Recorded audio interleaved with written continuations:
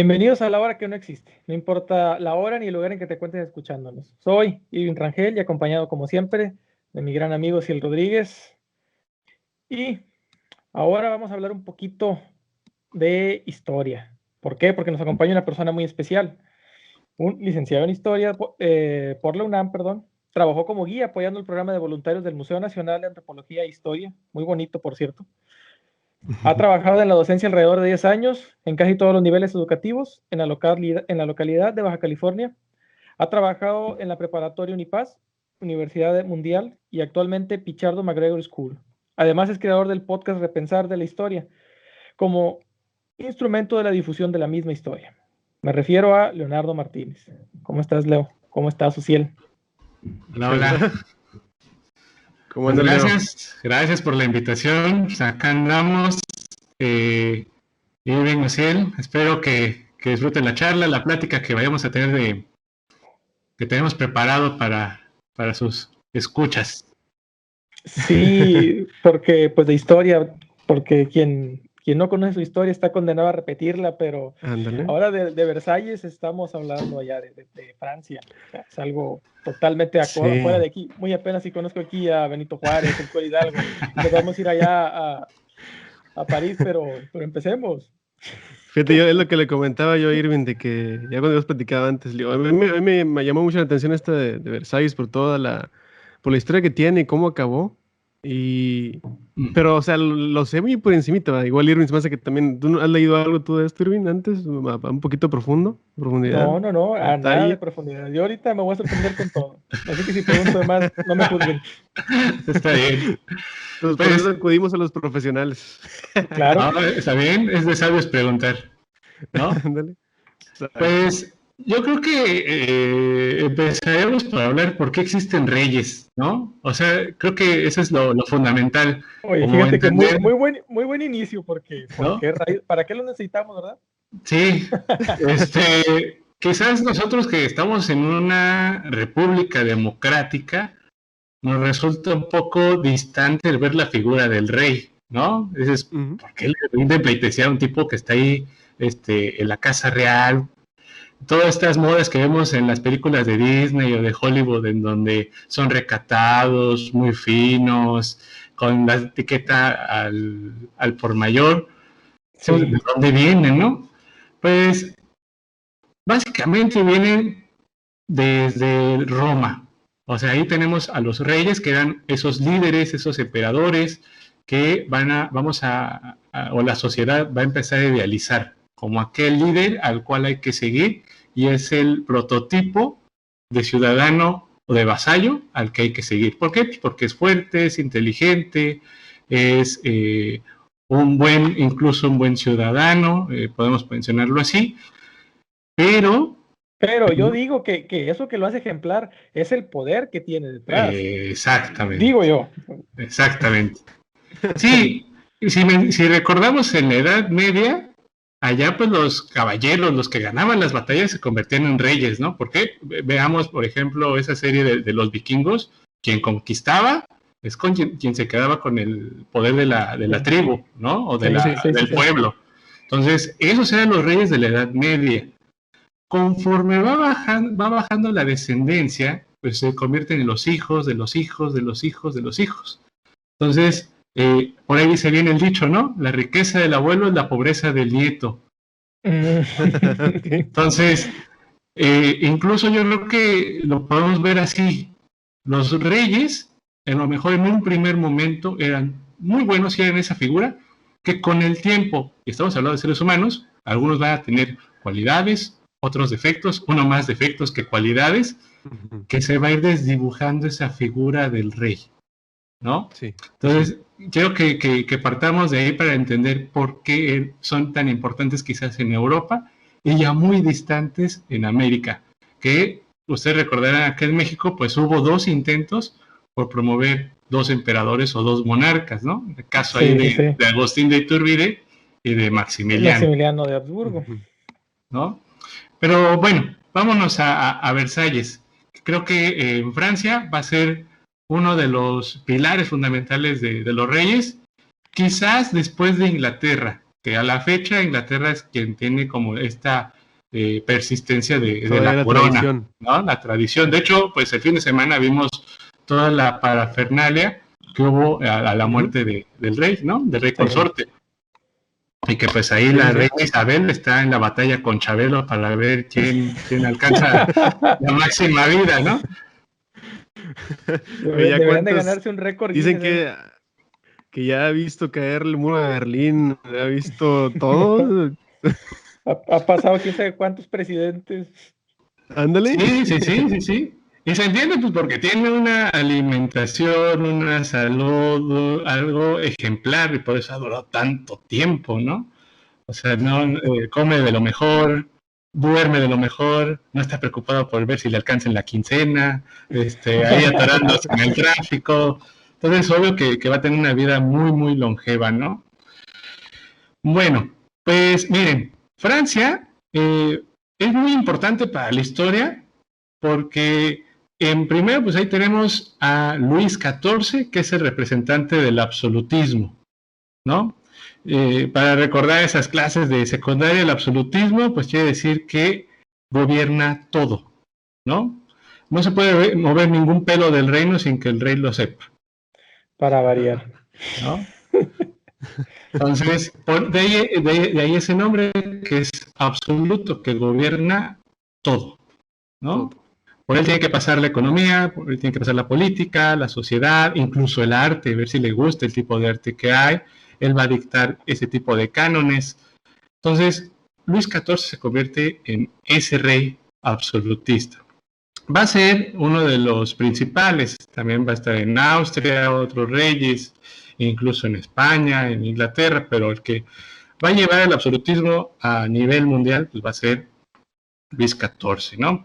Que para empezar, pues él gobierna prácticamente desde niño, casi desde los 7, 10 años más o menos, si no mal recuerdo, y pues lleva este canon, ¿no? De dirigir a Francia y crece con esa idea de llevar a Francia a la órbita. A los spoilers, dime que se murió joven o algo así.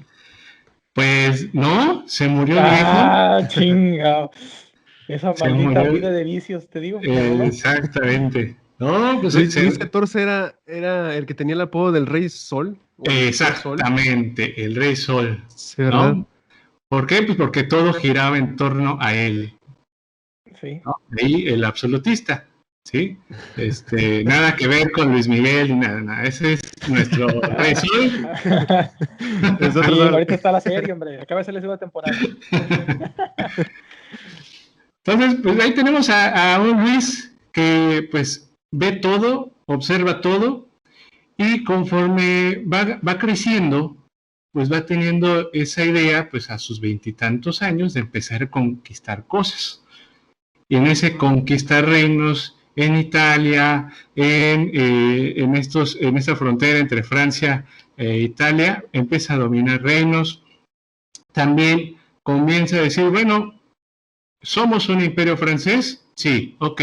¿También ya tenemos algunas colonias en América? Sí, también. Ok, entonces hay que levantar o hay que decirle a Europa que somos Francia. Y empieza a llamar a los mejores arquitectos, empieza a llamar a los mejores pintores, pensadores, comienza incluso, tiene una de las famosas historias que es crear pues universidades. Y universidades que hasta la fecha son baluartes académicos en Europa, la Sorbona, por ejemplo, el que nosotros escuchemos Francia y digamos, Francia es de la alta alcurnia, es l'élite, ¿no? A lo francés, ahí vemos quizás esa escena de Los Simpson, hola la, señor francés, bueno, de ahí viene, de esta época viene esa idea de ver a Francia como una superpotencia en lo que se refiere a clase, ¿no?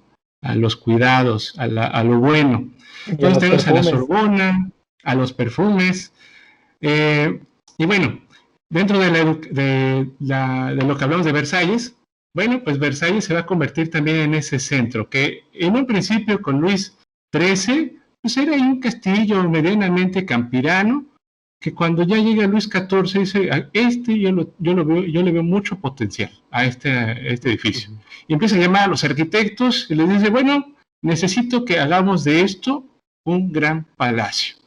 Necesito que haya una sala de galerías para recibir a mis invitados, en donde pueda discutir los asuntos del reino. También quiero un lugar para descansar, un lugar para divertirme, un lugar para distraerme del bullicio de París. Es más, quiero que aquí se traten los asuntos del Estado, ¿no? Hijo eso. Entonces, comienza a instaurar toda esta galería que hay alrededor de Versalles, y que a la fecha, pues es era uno de los sitios más visitados en París. Digo que lo era, pues porque ahorita no podemos, por la pandemia. No. Pero se convirtió en un sitio ejemplar, en donde pues ahí estaban pensadores como Molière, La Fontaine, Pascal, por ejemplo, que llegaron allá a Versalles a compartir ideas. Si no se daba a conocer en Versalles, no daba, ¿no? Hagan de cuenta que Versalles se convirtió en el YouTube o en el Spotify de aquel momento, ¿no? Pero lo que estoy viendo ahí es de que este rey, al momento de consolidar a toda esa gente ahí, era una forma de gobierno, o sea, de tenerlos, quieras o no, controlados. Y teniéndolos ahí, es otra forma de gobierno. O sea, no nomás era todo lo de alta alcurnia, sino también estaba viendo un poquito más a fondo. Porque también rompió el sacarlos de lo cotidiano de ellos, ¿no? Porque ellos vivían todos en París. Versalles está a las afueras de París. Exactamente. Entonces se trajo todo el estado ahí todos los mandamases y los puso a vivir con él en ese palacio, ¿no? También era más fácil que se perdieran por ahí. Digo, si había que quitar a alguien del camino. No, pues es que sí, exacto, ahí puedes, no sé, que si tienen tus enemigos más cerquita que tus amigos, ¿no? O sea, si alguien podía conspirar con alguien, lo tenía ahí cerquita, podía ver qué estaba haciendo. No, y darle esa publicidad ya sea al enemigo o al amigo. Entonces, a partir de ahí era el gobierno, ¿no? Bueno, también dentro de Versalles, pues hay que hablar que hay teorías, hay chismes en torno al Rey Sol. Por ahí dicen que se bañó 2 veces en su vida. Quizás fueron más. Pero siempre que esto se los menciona a los chicos, ¿en serio 2 veces? Bueno, también tengan en cuenta, es siglo XVII, en donde los castillos son sumamente fríos, no hay calefacción, el agua corriente, ¿no? El baño era de tina, e incluso el baño de tina, no sé si ustedes han visto películas, pero el baño de tina era el baño, mejor dicho, era con esta especie como de pijama transparente. Es decir, era un baño con ropa, ¿no? No se tallaban nada el vato. Imagínense cómo los olores que a veces se guardaban. También es ahí increíble. Pero pues, como es algo que tenemos los historiadores que vimos, bueno, depende del contexto. Entonces, el contexto siempre nos dice que hay que entender a ese tipo de personas que vivían bajo esas condiciones, ¿no? También algo importante que quizás no se habla mucho, pues es que Luis XIV estaba como endiosado con sus piernas. O sea, si ustedes googlean las pinturas de Luis XIV, casi todas las pinturas tienen al rey posando su pierna. Me llamaron la atención esas medias que se usaban. Exactamente, ¿no? Sí, él estaba muy orgulloso de sus piernas y por eso a los pintores le decían, quiero que las pintes, ¿no? Torneadas, de ahí, ¿no? También, aunque dicen que también ahí antes era el Photoshop también, ¿no? A veces le ponían ahí su claro. Sí. Sí, habría que ayudarle ahí a los reyes. También, si ustedes observan algunas de sus pinturas, pues van a observar tacones. Quien comienza a instaurar los tacones es Luis XIV. De hecho, pues va a ser el primer hombre y que esos tacones después van a dirigirse hacia las mujeres, pero en un principio los tacones fueron ocupados por los hombres. ¿Por qué? Bueno, pues es un fin práctico. En un primer momento fue para no caerse del caballo. atoraban el tacón en la silla, bueno, no recuerdo el nombre de la montura, pues para no caerse en el momento de estar quizás con la espada o frenando, pues no caerte de la silla, ¿no?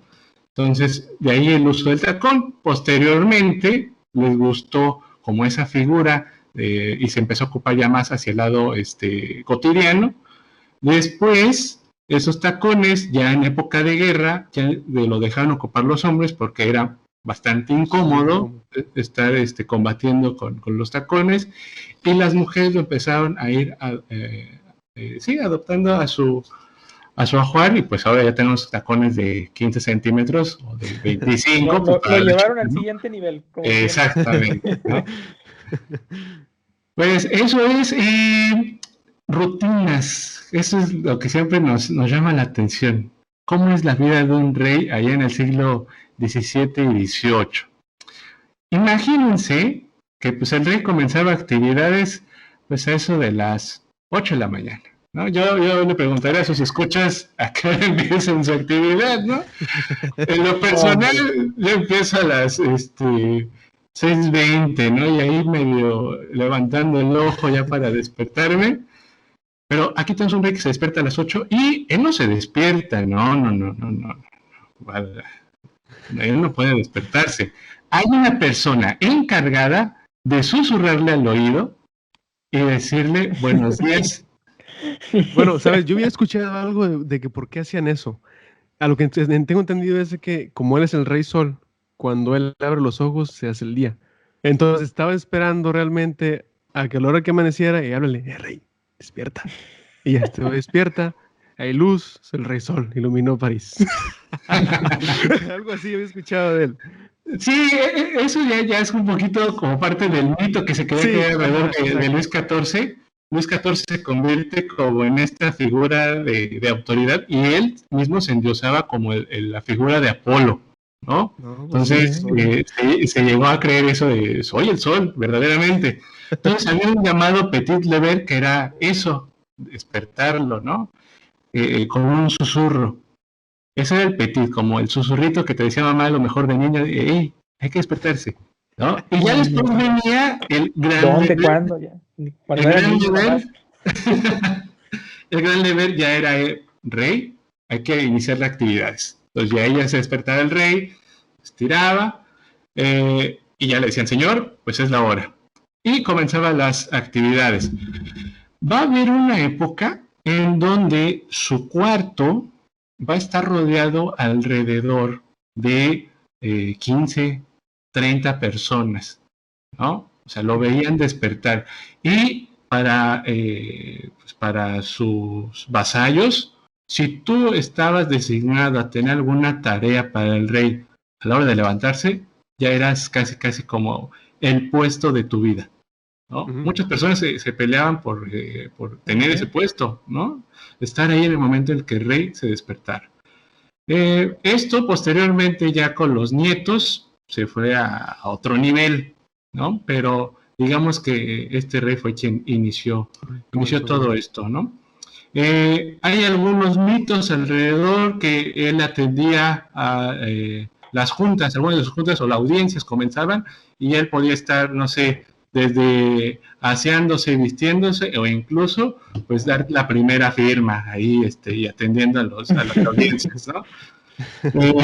Sí, o sea, esa teoría existe, que estaba atendiendo llamadas, audiencias, mientras estaba haciendo las necesidades del número 2, ¿no? Cagándola precisamente. Dicen que era como todo un tipo reality show, ¿no? El verlo estar haciendo sus cosas, porque tenía como pues todo el séquito ahí atrás de él, siguiéndolo, ¿eh? Incluso pues había personas dedicadas que ponerle el zapato, la media, otro la peluca, otro el sombrero, es decir, había funcionarios para todo, ¿no? De ahí quizás viene, y yo creo que incluso déjenme hacer este atrevimiento, esto lo vemos muy reflejado en los ricos o multimillonarios de la actualidad, ¿no? Okay. Aquellos multimillonarios traen eso consigo, como esa repetición. Sí.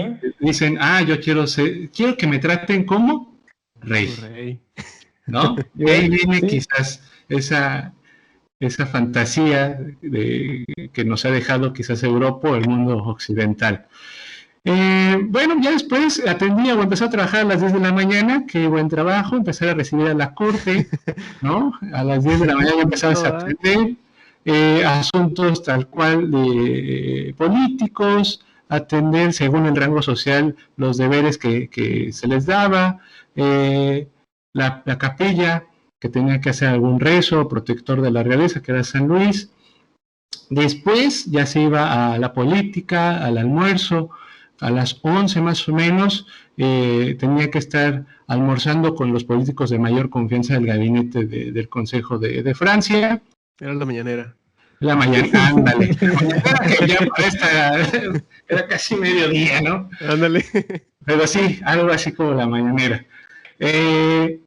Después, pues ya a la 1 de la tarde, pues era el almuerzo en su habitación. Las comidas también se regían de acuerdo a un ritual muy, muy, muy, muy preciso.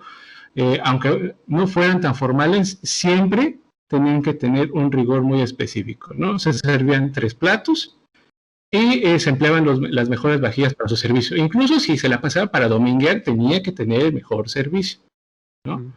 De ahí quizás la idea de los reyes, de la vajilla, e incluso lo más cercano que nosotros tenemos, no sé, las familias de nuestros escuchas, pero pues ahí tenemos a la tía o a la mamá que nos dice, saca la vajilla porque vienen las tías, ¿no?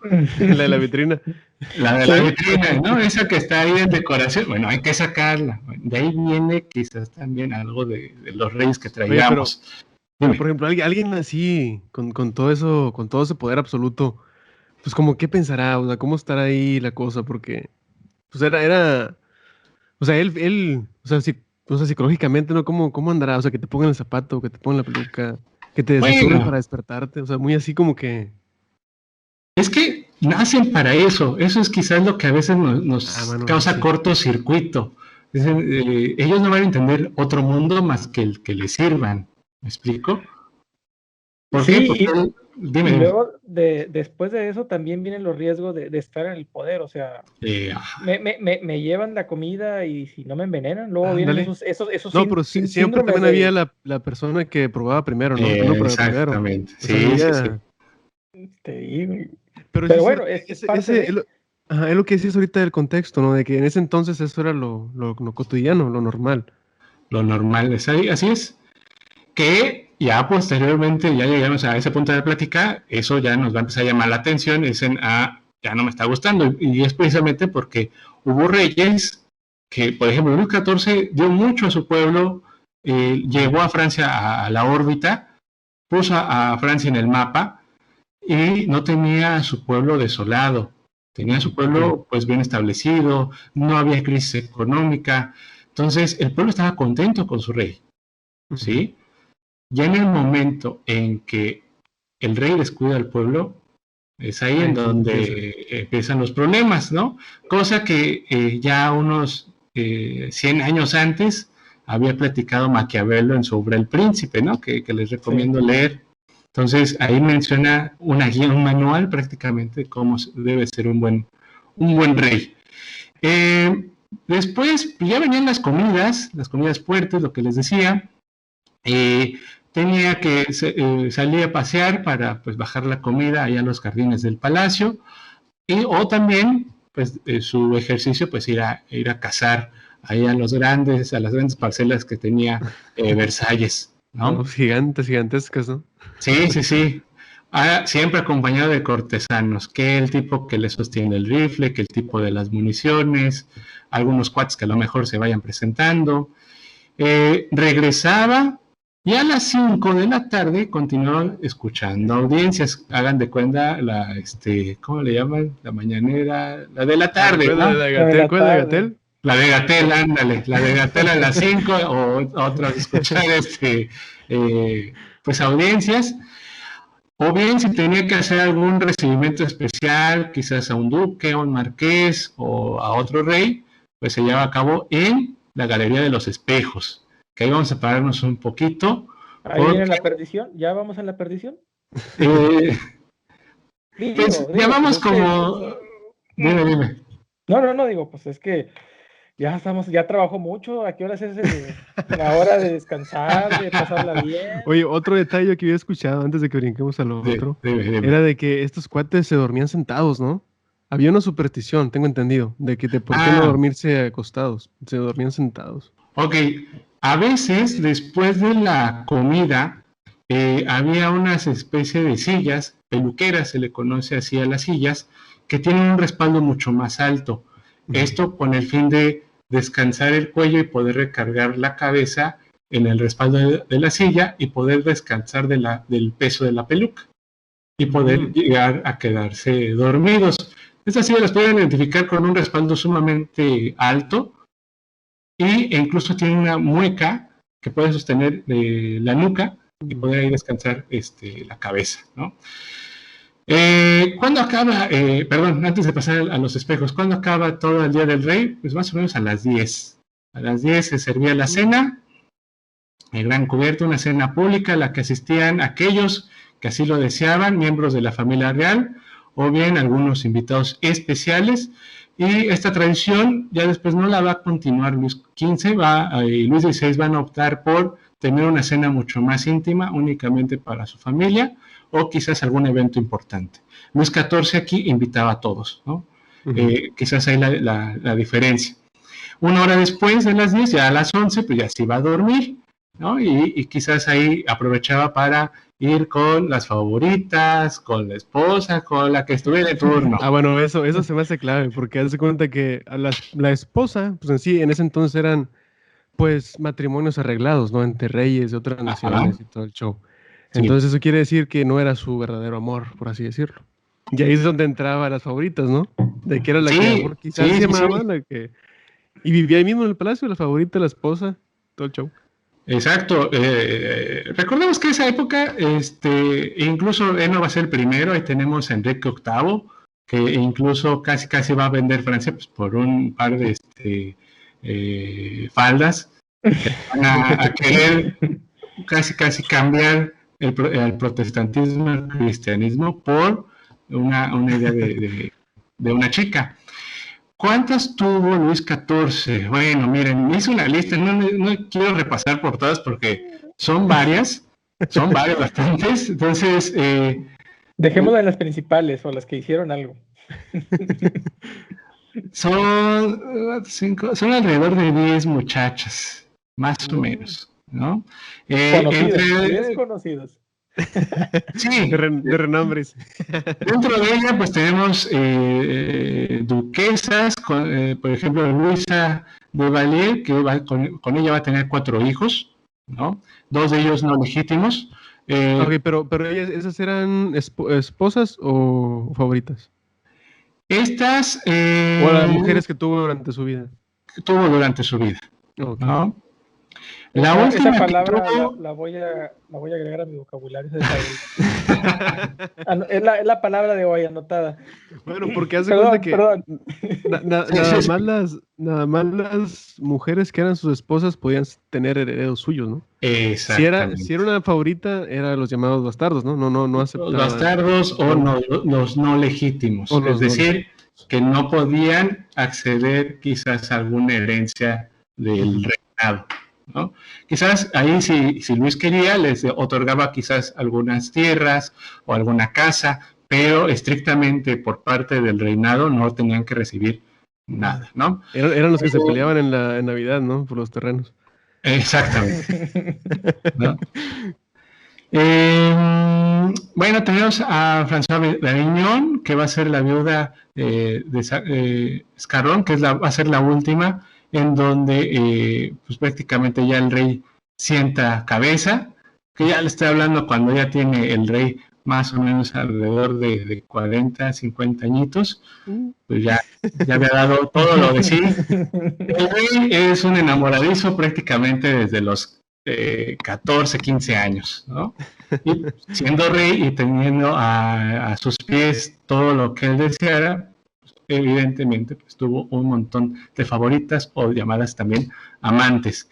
Dentro de esas amantes vamos a tener a Madame de Luz, que va a ser la que nos ayude a instaurar el barroco o este tipo de arte francés, que era todo decorado, muy ostentoso. De ahí la galería de los espejos, muy cargado. Si ustedes ven Versalles, es adornos por todos lados, ¿no? Incluso el techo está decorado por pinturas, por ejemplo, en la galería de los espejos sumamente enormes, y esto, pues, obviamente, la galería de espejos era ocupada para atraer a visitas y que vieran la importancia de Francia. ¿Por qué espejos? Porque los espejos eran muy caros. Es quizás lo que ahora podríamos poner una galería de oro, ¿no?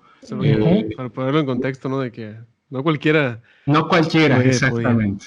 Entonces, o no sé, una galería de iPhone, no sé qué número, El más actual. 1000, y que todo tu cuarto esté cubierto de eso, ¿no? Entonces ahí, o no sé, si me está escuchando el chico Gucci, bueno, él a lo mejor tiene una galería enorme de todo Gucci, bueno, eso quizás era lo ostentoso que podemos trasladar a esta época, ¿no? Sí, bueno, que decían que era extremadamente difícil encontrar un espejo, ¿no? Entonces, exacto, ir a un lugar donde toda la galería, no sé cuántos metros cuadrados eran, como unos 300, ¿no? Sí. Lleno de puros espejos, pues imagínate, era como que, ¡hala! Ese es expresaba su poder de que no cualquiera tiene espejos, y más en ese tamaño y más en esta cantidad. Sí. Incluso, bueno, la última restauración que hay de esa galería fue en 2007. Es un importante icono si hay que ahorrar para ir a Versalles y disfrutar de esa galería. E incluso, un dato ahí interesante de esa galería, ahí se firmaron los tratados de Versalles de la Primera Guerra Mundial, allá el 28 de junio de 1919, ¿no? O sea, vean la importancia que es un bonito lugar, pues, para firmar un tratado de paz. Bueno, después de, ya no quisiera como aburrirlos tanto, vamos a ver o a matar a los reyes, ¿no? Ya hablamos mucho como de esta suntuosidad, de la educación, de por qué eran importantes, pero todo por servir se acaba. Y para el siglo XVIII comienzan a entrar varias ideas. Empiezan a entrar varias ideas llamadas de la Ilustración. Estas ideas de la Ilustración, pues damos a entender que es criticar ya al rey. ¿Por qué el rey tiene el poder de todo? ¿No? Hay que empezar a cuestionarlo. ¿Ahí aún seguía Luis XIV o ya era otro? No, ya era otro. Luis XIV acaba allá por 1700, empezando siglo XVIII más o menos, ¿no? Okay. Luis XVI comienza muy chavito, igual que Luis XIV, tenían mucha esperanza en este rey. El rey Luis XVI y María Antonieta, que ustedes la recordarán por la Revolución Francesa, toman el reino alrededor de 15 años. Imagínense tener el reino, el poder de Francia a los 15 años. Evidentemente, es poner el gobierno en un adolescente, ¿no? O en un par de adolescentes. Pero ahí me surge la duda, ¿por qué son reyes tan jóvenes? No creo que sean los primogénitos, o si eran los primogénitos a esa edad. A esa edad sí, recordemos que los reyes a veces llegan a morir por ciertas enfermedades, por cuidados que no tuvieron, por la salubridad, por la salubridad de la época. Entonces, evidentemente, pues ya a la edad quizás de unos 40, 50 años, ya eres una persona mayor, ¿no? Actualmente pues vemos una persona mayor de 80 y decimos, bueno, ya le está reclamando en la tierra. Pero sí, ahora también me imagino que allá en ese entonces la esperanza de vida era más corta, ¿no? También. Sí, así es. Sí. Era diferente. Recuerden que una persona ya de 20, 25 ya tenía que tener unos chamacos ahí por lo menos, ¿no? Entonces, estos muchachos que asumían la edad a los 15, pues obviamente tenían ya una preparación, toda la educación anterior, ya estaban educados para ser reyes. Obviamente va a haber algunos que por su mismo carácter no les va a llamar la atención, a otros sí. En este caso a Luis XVI no le va a llamar tanto la atención el reino, E incluso no se llega a enamorar de María Antonieta, van a tener casi hijos por la fuerza, porque pues tengo que tener hijos. Va a tener alrededor de, me parece que 3 o 4 hijos, ahorita no tengo, no, sí, 4 hijos va a tener ellos dos. Bueno, lo que les decía de la ilustración. Comienzan a criticar el absolutismo, que es necesario que la nobleza ya deje el poder. Estamos hablando ya no de la nobleza de Luis XIV, en donde pues daba muchas dádivas al pueblo, donde era un ejemplo. Ya para el siglo XVIII ya vemos a una nobleza que es viciosa, es pusilánime, no trabaja, no ve por el pueblo, exige. Oye, quizás hay un poquito paréntesis, es que es el mismo hecho, ¿no? De que sean tan jóvenes como reyes, ¿no? Pero eso era muy común en ese entonces, ¿verdad? Había muchos reyes que estaban entre 15 y 20 años. Sí. Va a también depender de quiénes tenga cerca o la educación que reciba. También eso va a depender. Y del carácter de la persona. Finalmente también pues de ellos como seres humanos, de su misma personalidad, va a radicar en que lleven a la cúspide a un reino o al declive. Ejemplo, nos vamos un poquito más atrás, pues ahí tenemos a Carlos V. Carlos V tomó también el reinado muy joven y llevó a España pues también a la órbita ahí con la conquista de México, con los grandes descubrimientos en Sudamérica, en consolidar el reino en España y en Alemania. Entonces, sí, ya es común. Entonces, por eso también andaban con muchas broncas, ¿no? O sea, tan jóvenes de volada se calentaban la cabeza de que no, llévatelo, pega a todo el ejército, mátalos. Exactamente. O sea, pues es que imagínate, yo, a los 15 años te dan un poder así. Si ahorita a los 30 todavía como que le piensa. Y hablas a tu compa como Goku, vamos a matarle, cabrón. Imagínate a los 15, todo el show que harían. Bueno, ya mejor lo digo. No, y obviamente a los 15 te sientes dueño del mundo, ¿no? Y luego más, si quieres, quiero un salmón noruego para mañana o es más para la cena y lo consiguen, ¿no? Entonces, bueno, ahorita que mencionas eso, pues decían que creo que fue ya Luis XVI cuando hacía esas fiestas tan ostentosas en la Galería de los Espejos, esas velas que tenían, que creo que venían desde Arabia, ¿no? Exacto. Sí, o sea, la cera o la parafina era traída desde ese lugar y evidentemente al costo que fuera, ¿no? Y de ahí también, pues que se acabaron el dinero de la corona. Sí, porque decía que equivalía como casi todo un año de trabajo de una persona, pues normal, ¿no? Y ver ahí, creo que en cada candelar, como cada candil traía como 20, que según cada una duraba como 3-5 veces por noche. O sea, ahí calculas cuántos candiles hay. Pues en una noche era una exageración, ¿no? De dinero tirado.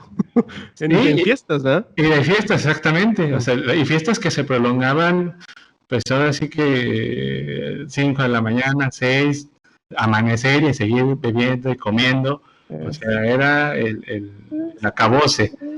Uno sí era en fin de semana. Jálate la banda, compadre. Ándale. Así. Se gancha la traila. Una y nos vamos, Ociel. Una y nos vamos. Ándale. Esas son las peligrosas, ¿no? Nada más es una.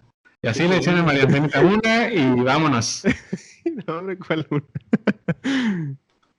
Entonces, pues, el pueblo pues se daba cuenta de esto, ¿no?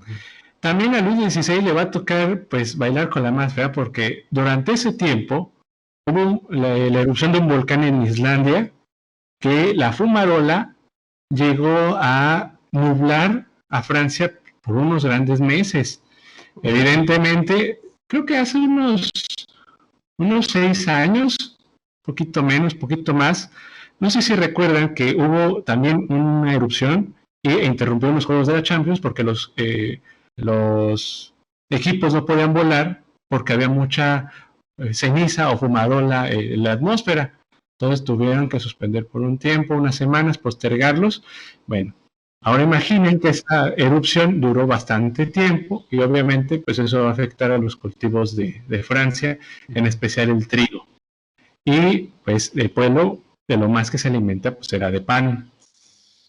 Entonces el reino pues acaba el dinero, hay una crisis agrícola, ya no están confiando tanto en el rey, empiezan a ver con que por qué nos tiene que gobernar un rey y más un rey tan idiota como Luis XVI. Pues dicen, hay que cambiar esto, ¿no? Sí, imagínate ver lo absurdo, ¿no? De las rutinas que tuvo, que el caballito, que para allá y acá todos muriendo de hambre, ¿no? Sí, sí, sí. Contraste bien marcado. Y eso hace, todos estos factores se van sumando y pues da por entendido pues el estallido de esta revolución francesa, ¿no? Que esa revolución francesa creo que lo que más recordamos de la escuela pues es la famosa guillotina, ¿no? Sí. Que la guillotina, y esto creo que también es un dato interesante, la guillotina la aprobó Luis XVI, curiosamente. O sea, unos años antes le habían dicho al rey, mira, tenemos este nuevo artefacto para las ejecuciones, ¿qué le parece? El primer prototipo era igual la estructura de la guillotina, ustedes ven que es un travesaño, 2 postes, pero en vez de una navaja tenía una roca. Evidentemente, cuando bajaban la roca, pues aplastaba el cráneo y era muy muerte por aplastamiento, ¿no? Exacto. Bueno, los franceses igual dijeron, no, hay que hacer algo más sutil. Y decidieron cambiarlo por una cuchilla, ¿no? Y de ahí, pues, el nacimiento de la guillotina. ¿Quién iba a pensar que unos años después, pues, él mismo y su familia lo iba a probar, ¿no? Bueno, entonces, esto se va acomodando poco a poco. La familia real, uno de los primeros intentos o lo que más le enojó al pueblo francés para ya levantarse ya y tomar las armas y levantarse en contra de sus reyes, fue un chisme que a la fecha también recordarán. Esos chismes. Esos chismes. Que en una de las fiestas que tuvo María Antonieta, la esposa de Luis XVI, pues le dijeron, señora mía o reina mía, el pueblo está muy enojado. Y la reina preguntó, bueno, pero ¿por qué el pueblo está tan enojado? ¿Por qué ya no nos quieren? Y quizás en su ignorancia, le dijeron, bueno, mi reina, pues es que no tienen que comer. Y María Antonieta contestó, no tienen pan que comer. Y María Antonieta dijo, bueno, pues si no tienen pan, pues que coman pasteles, así como nosotros, ¿cuál es el problema? Canijo. Eso llega a oídos del pueblo francés, quizás fue un teléfono descompuesto, aún no lo sabemos cómo llegó ese chisme, pero imagínense que llega ese chisme, es como que te mienten la madre, ¿no? Sí, como no tengo para comer. No tengo para comer y tú te estás burlando de eso. No, ya. Aquí bailó Petra, ¿no? Entonces, el 14 de julio de 1789 se hace este levantamiento en contra de los reyes. Toman la Bastilla, que es una prisión, liberan a todos aquellos que habían sido arrestados por robos menores y por robos también estúpidos. Si ustedes también, algunos recordarán la novela de Los Miserables, o bien el musical o la película, recordarán que nuestro personaje principal es arrestado por robar una pieza de pan, ¿no? Entonces, es ahí donde dices, bueno, ¿por qué lo están arrestando si no tiene por qué comer? Está robando por comer, ¿cierto? Entonces, muchos de estos prisioneros estaban encerrados por crímenes así.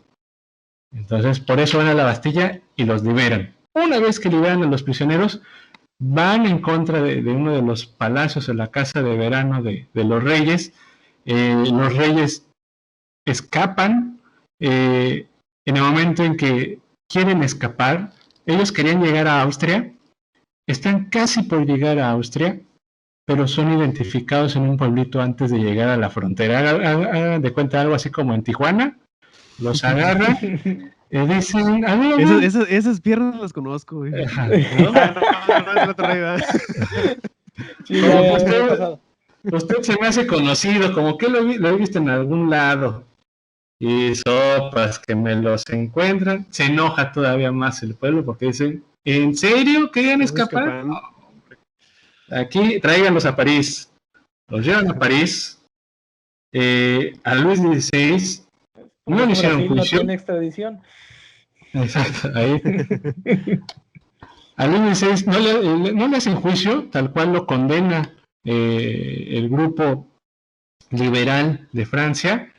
Y el grupo radical decide, pues, guillotinarlo. Ya estaban muy enojados el pueblo, los radicales eran mayoría en esa cámara y deciden, pues, mandarlo a la ejecución.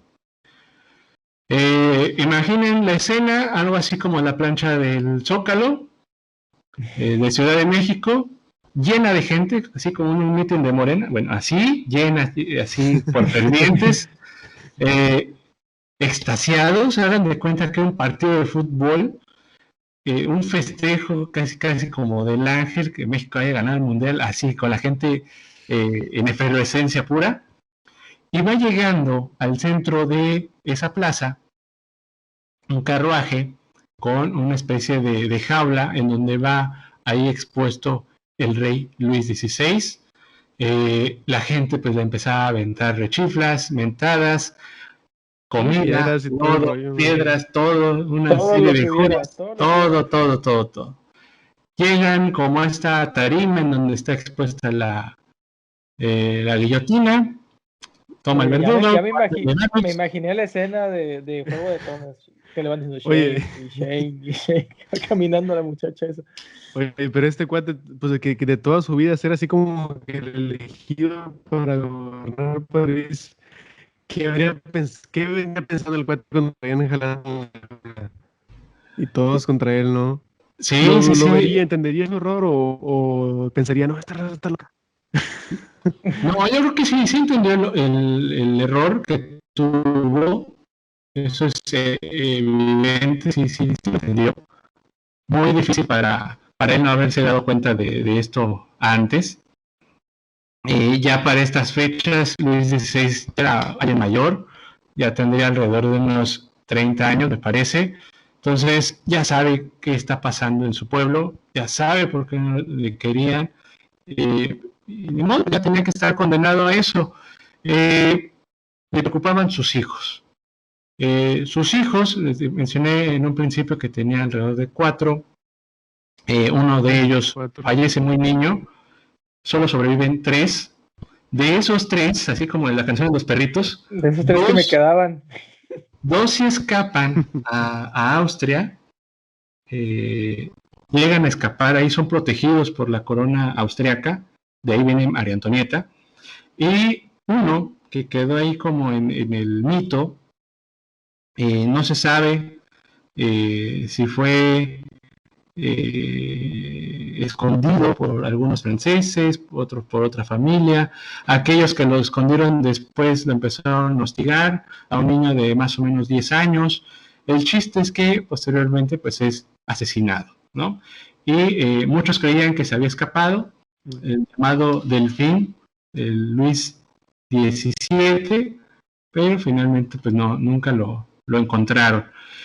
María Antonieta, a ella sí le hicieron un juicio. El juicio, pues decían ella, no gobernó, quien era la tutelar del gobierno, pues era Luis XVI, ya lo guillotinamos, ya lo ejecutamos, pero los radicales, los jacobinos, pues decían no, ella también estuvo al frente del reino, nos Pero debe la frase, dice que usted. ajá, ¿no? Entonces, un poco también por la frase que soltó, los excesos que tenía, pues dieron a la idea de, pues, también pasar a la guillotina, ¿no? Y de ahí, pues, Francia, de pasar quizás, aquí se abren dos vertientes, de pasar de lo más glamuroso, también pasó al lado de, hey, son el ejemplo para levantarnos en contra del rey. Así es. O la otra parte, Sí. ojo con Francia, el pueblo está enojado con sus reyes. Hay que defender la monarquía porque esto nos va a pegar a los demás reinos. ¿Sí? Entonces, Pues eso es básicamente lo que les quería platicar para que recordemos un poquito lo de Versalles. No sé, vimos ahí, pimponeamos un poquito en cosas que en la actualidad todavía tenemos y que ya han pasado pues casi ya 300 años, 200 años de esto y seguimos repitiendo cosas, ¿no? Que nos dejaron en aquel momento. Seguimos volviendo a lo mismo, porque quien tiene poder siempre va a querer más poder. No importa cómo lo gastes, no importa cómo lo tengas, pero te sigue llevando por ese caminito, como tú dices, lo de que gastaban en tantas cosas, pues ahora aún lo hacen, van con sus ciertos estilistas, esos estilistas tienen su mismo estatus, y aquí no sé, de cobrar, no sé qué te gusta, 100 pesos, acá cobramos 1000 pesos, y todo cambia, pero conforme le van dando ese estatus. Sí, claro, y yo creo que lo que nos podemos quedar es que también en América nos quedamos mucho con esa figura del rey y que la trasladamos a veces con ciertos cánones a un presidente, ¿no? La figura presidencial, toda esta ceremonia protocolaria. ¿Dónde quedó mi Tlatuani? Exactamente, ¿no? Entonces, ahí tenemos algunos sentimientos ahí con flashes, exactamente, que nos pueden recordar eso, ¿no? Y que quizás hay que poner atención que pues son personas, ¿no? Que eso a veces perdemos la brújula en decir, hey, son personas, no es la representación de Dios, ¿no? Entonces, no es el linaje. No es el linaje. Que ahí me hiciste recordar algo. Pues ustedes recordarán ahí ese llamado príncipe azul, ¿no? Oye, sí. O la sangre azul. Sí. Bueno, el azul representa la pureza. Y también, pues mencionaban, ellos creían que corría la sangre azul porque recordarán ustedes que son personas muy, muy blancas. Muy blancas.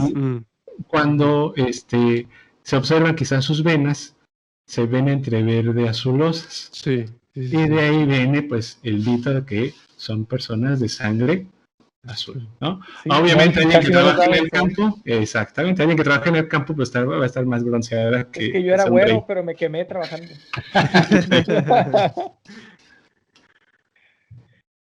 No, pues una excelente historia, ¿no? Sí, muy buena. Sí, no sé si, espero les haya aclarado, servido. Sí, fue muy clara toda la parte ahí de tanto ostentismo te puede llevar a la guillotina. Hablando de la guillotina, creo que, no estoy muy seguro del dato, pero creo que el que inventó la guillotina también fue asesinado por la guillotina. No estoy seguro, creo que lo llegué a escuchar. No estoy muy seguro de ese dato. No luego nos comentan porque... Ahí, búscalo en Google. Bueno, lo que yo sí recuerdo es de que, por ejemplo, ahí en Versalles, todas las estructuras o casas o edificios que no fuesen del rey debían de estar por debajo de los pisos que tenga el rey. El único edificio que podía sobrepasar al rey era una iglesia, era Dios. Es lo que recuerdo. Así es. Si ustedes buscan ahí algunas fotos de Versalles, Versalles tiene muchos escalones. Hagan de cuenta que está sobre un monte, o sea, sobresale. E incluso dentro de la capilla, dentro de Versalles hay una pequeña capillita que está un poquito más arriba, por lo mismo que dices, Ociel. Y había unas casas, por ejemplo, que construyó después María Antonieta, como una casa de campo dentro ahí de Versalles, que esa está a ras de suelo, ¿no? Por ejemplo. Entonces ahí la diferencia. Esa casita se la construyó María Antonieta para despejarse de Luis XVI, ¿no? Porque había momentos en que no quería tener hijos. Exactamente.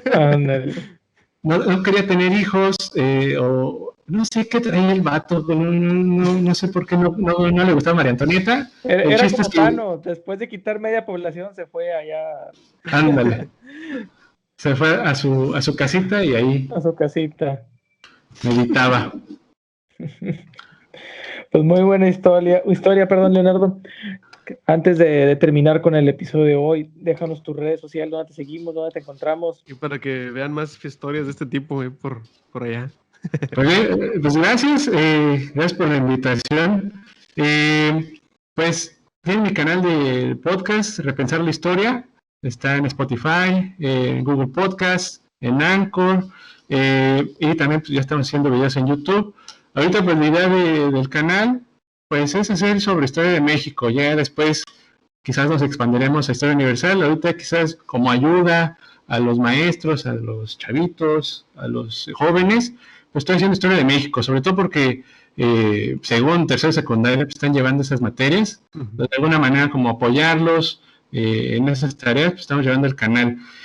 Sin embargo, esa era mi primera idea. Ya después me di cuenta que me están escuchando más personas de 30, entonces no tengo idea si son los maestros, son los godines, no tengo idea. Pero el chiste es que pues, estamos yendo por esa línea de Historia de México, entonces ahí estamos casi cada semana sacando contenido.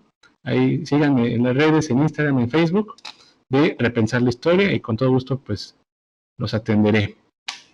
Sí, no, porque eso de como decía Irving, aprender de la historia para no caer en lo mismo, ¿no? Y tantos detalles tan buenos que hay, ¿no? O sea, te pones a hablar de la Revolución aquí mexicana, o sea, también todo lo de Porfirio Díaz. Y si te vas ya un día a lo global, pues no sé, las guerras mundiales, ¿no? Creo que hay muchísimo material ahí bien interesante, que llama mucho la atención también, esos tipos de temas. Mi frase del canal es, siempre se puede aprender algo del pasado. Exacto. Sí, es correcto. Sí. Pues bueno, nos vemos cada martes, sale episodio nuevo. No olviden de seguirnos también en nuestras redes y pues hasta la próxima. Hasta luego. Luego. Stop.